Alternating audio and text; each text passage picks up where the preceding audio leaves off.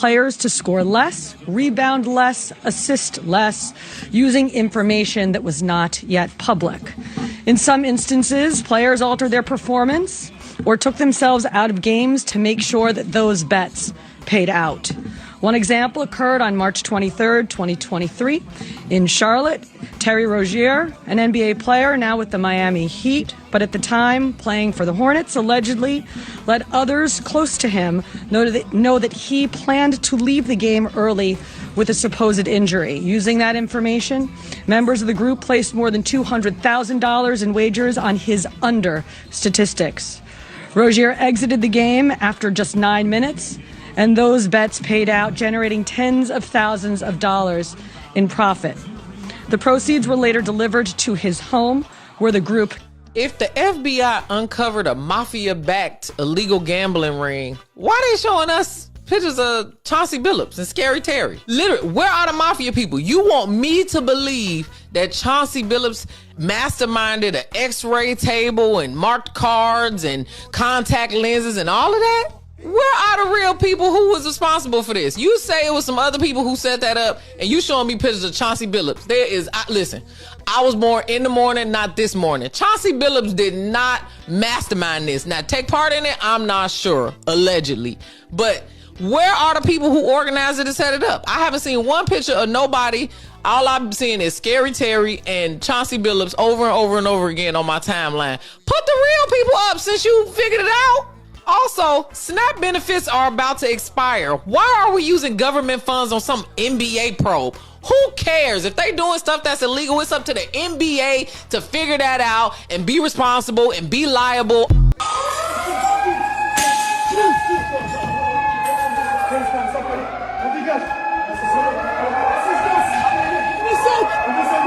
We just witnessed the heist of the decade. Yesterday, a group of thieves broke into the Louvre in Paris and successfully made it out with 9 items potentially worth hundreds of millions. It's being called a national disaster because the items that they made it out with are historic pieces of jewelry, hundreds of years old, and used to belong to kings, queens, and royalty. One of the pieces belonged to Napoleon III's wife and contained over 2,400 diamonds. The 9th item that was stolen was this crown, but it was recovered broken at the scene. But what's even crazier is how these guys pulled it off. I mean, for starters, it was literally daylight robbery because they decided to go in around 9:30 a.m. on Sunday. They wore high-vis vests pretending to be construction workers. They pulled up in this van with a mechanical lift. It ascended to the balcony of the 2nd floor where they got through the windows using disc cutters. Once inside, they also cut through the display cases. They grabbed the items, descended down the basket lift again. They tried but failed to set fire to the van. Then got on 2 motorbikes, fled the scene, and were never seen since. Bro, they were in and out in 4 minutes. In fact, the entire thing lasted 7. Art detective Arthur Brand said that the heist was the theft of the decade and warned that police have about a week to catch them, and if not, the loot will probably be gone and dismantled.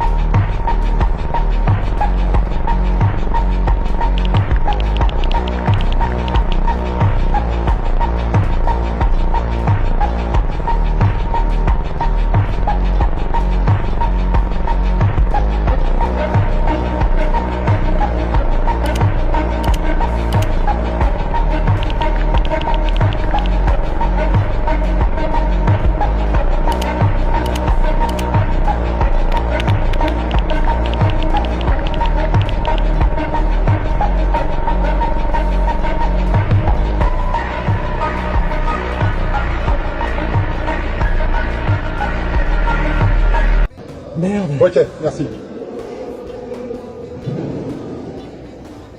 Les individus sont en scooter, ils vont quitter. Putain, ça y est. La police. Ah, c'est pour passage du Suez, qu'on arrête les entrées. Putain. Ils sont partis, là.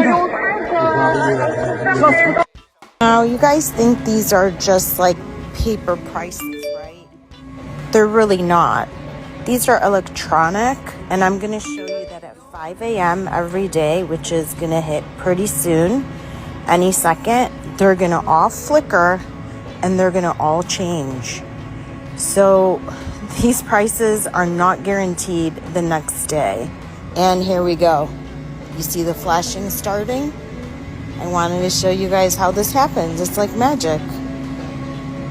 Computer world is taken over. Look at all these flashing. I'm going to show you once they turn back. Look at that. Look at that, guys. A lot of people think these are just paper ones and they're like this for a long time, but they're not. All of these prices have just changed in front of your eyes. You saw that. You literally just saw it happen. I don't give a fuck if you're Democrat, Republican. Look at this, $100. Hot dogs, cherries, bananas, some juice, and some eggs. What a joke. Look at this. They want $1.32 for one nectarine. $1.32 for one nectarine, y'all. I'd be better off walking over here and getting a goddamn orange for 97 friggin' cents. Well, wait, there's more. One apple. Oh, apple is 1.78 a pound. But those are each. Look, lemons, 68 friggin' cents. They didn't went up. They're twice as much as they were. Look, y'all, tomatoes, $1.97. $2 for a tomato. No salsa for you. Dear MAGA, this is what you did by voting for Donald Trump. You brought the highest beef prices ever in this country. Ever. You did this. Now there's security tags on beef in the grocery stores. You did that. You did it. And if you work in a grocery store, you are still going to get paid that hourly wage, whether somebody takes that food or not. Mind your fucking business. If you work at a grocery store and you know that the food stamps is not working in November and you see people stealing and you snitch, you deserve to die. Good day, bye. I'm tell y'all straight up like this. I just got that text that the link is definitely cut the fuck off for November. Y'all better stay the fuck out of my way in these stores. I'm walking out with cards and I'm not paying for shit. Trump, if you want motherfuckers start looting, it's gonna happen. Before my kids go broke in this bitch like Jock, I'm gonna be stealing like it ain't no tomorrow. I am going to go in that store, get everything I get regularly. I'm going to bag my shit up, swipe my link card, as soon as that bitch say ain't no pending balance on there, I'm going to walk the fuck out. And I'm gonna have one of my cousins with me that'll punch your so hard you gonna think a Jet 2 holiday hit your bitch ass if you think I ain't finna walk out that store. And please follow me to that motherfucking car if you feeling motherfucking froggy, bitch. You ain't gonna make it back to your motherfucking position at that fucking Walmart store. I'm telling you. Donald Trump just fucked up. Like, why would you take away these people benefits? We literally just had to go home because everybody came into my grocery store. I work at Walmart. Everybody came into Walmart bum rushing, stealing, like filling up buggies, running out the store, like just putting all the groceries in their cart because he want to cut off motherfucking food stamps. Y'all, this shit is crazy. Like, I think y'all are getting y'all food stamps in November, or maybe some of y'all is not, but like they literally just had to like do emergency evacuation at our store because everybody came in going crazy over like food for their kids and shit. And I'm not gonna hold y'all. Isn't this the same orange dude that y'all voted for to be in presidency? Like, isn't this the same dude? The same Lorax man y'all voted for? Like, y'all, this shit is crazy. They literally had to, like, evacuate all of the employees at my job to the back because everybody came in stealing. Everybody said, fuck Christmas, fuck holidays. Like, we finna just take everything out this bitch. Like, this shit is crazy. If 42 million people are at risk of not receiving their EBT benefits, it's a trap. Do not fall for this trap. I'm talking to the EBT recipients. I'm talking to my people. I'm talking to the children of the Most High. You know who you are. Pay attention. If they cut off your food stamps, do not do something stupid and go to that grocery store and steal and do all kinds of these crazy things that they are trying to set you up to do. It's a trap. They look at all the traps they're trying to set, and we haven't been falling for them. Don't fall for this one.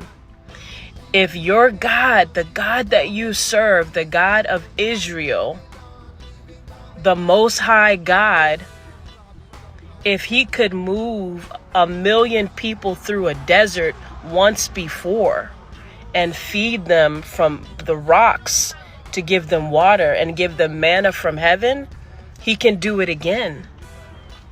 He can do it again. There's nothing that he can't do. That's the God that you serve. Then stick with him, pray to him, and he will provide. Do not get caught up in this nonsense. And it's probably a good thing that this is happening, because now you won't put your trust in the EBT card. You'll put your trust in God. That EBT is not enough food to last you the whole month anyway. He's provided for you 1 million times. Don't fall for the trap.